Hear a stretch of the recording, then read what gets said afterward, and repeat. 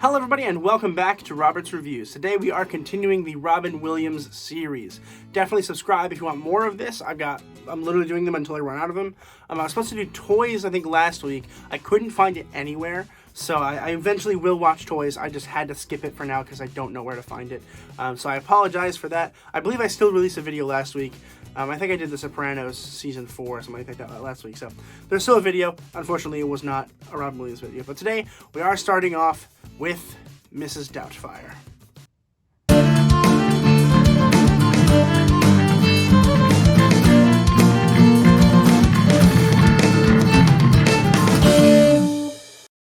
Mrs. Doubtfire was released in 1993. It was written by Randy Mayhem Singer and Leslie Dixon, and directed by, of course, Chris Columbus, who is a directing genius, in my opinion.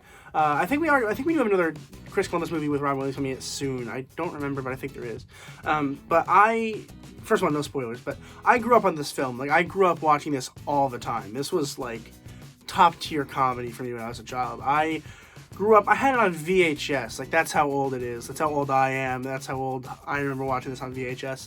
Something like Garfield, to watch Garfield on VHS, which, like, whatever. But anyway, I had it on VHS. I had a whole lot of fun watching this every time. And I haven't seen it in a long time. Like, I haven't seen it since I was, like, probably about 13 or 14. I haven't seen it all the way through. So I was really excited for this. I was, like, waiting for this for so long. I'm so excited to actually, like, watch it with, the view of an adult. And, I gotta say, it is good. Like, it's very good. It's one of my favorite Robin Williams movies. But it's not as good as I remember it, right? When I was younger, I was like, every reference I had in my back pocket was from Mrs. Doubtfire. And I was so happy about that. And sitting here, watching it the other day, I was like, it's good. It's funny. But it's only funny and good when it's Robin Williams just having fun, right? Like, this is Robin Williams' movie. All the other characters, in my opinion, don't matter nearly as much as Robin Williams here. He is a genius. I know he did do a lot of improv in this film, and you can tell. And the whole story is wacky and fun. I mean, he gets dressed up as a woman to pretend to be a British housekeeper so he can see his kids after they get a divorce. I mean, that's just genius. It's absolutely genius.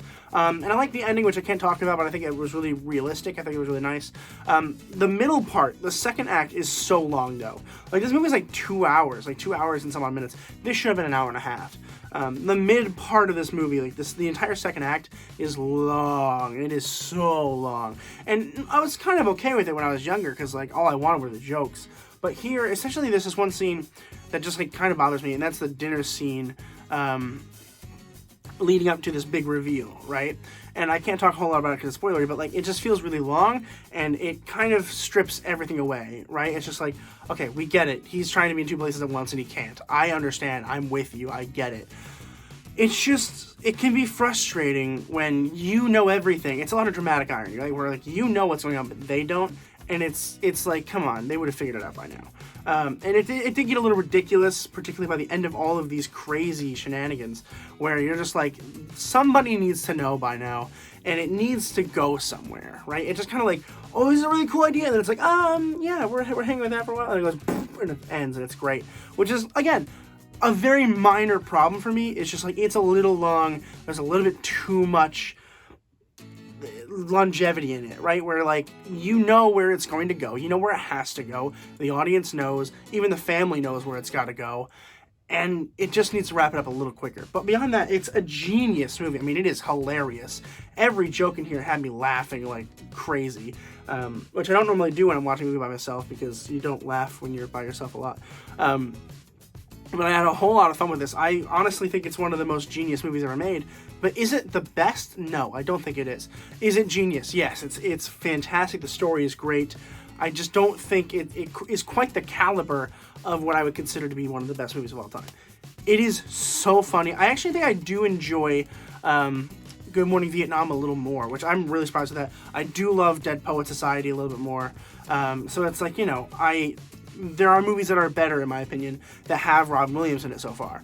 And this is one of the ones that I have seen before, which for a while we haven't had any of those. For a while it's been like, oh, this is a movie that has Robin Williams in it. I've never heard of it. But this is like one of the first ones in a while where I'm like, oh, can't wait to revisit that. And there's a lot of those. I mean, there's even some that I know are bad that I'm really excited for, like RV. I have it on Blu-ray. Like, I love that movie, even though I know it's awful. And that's kind of how I feel about this. Like, is it awful? No, absolutely not. I like it more than I think it is worth. And so I'm going to go ahead and give Mrs. Doubtfire just an A.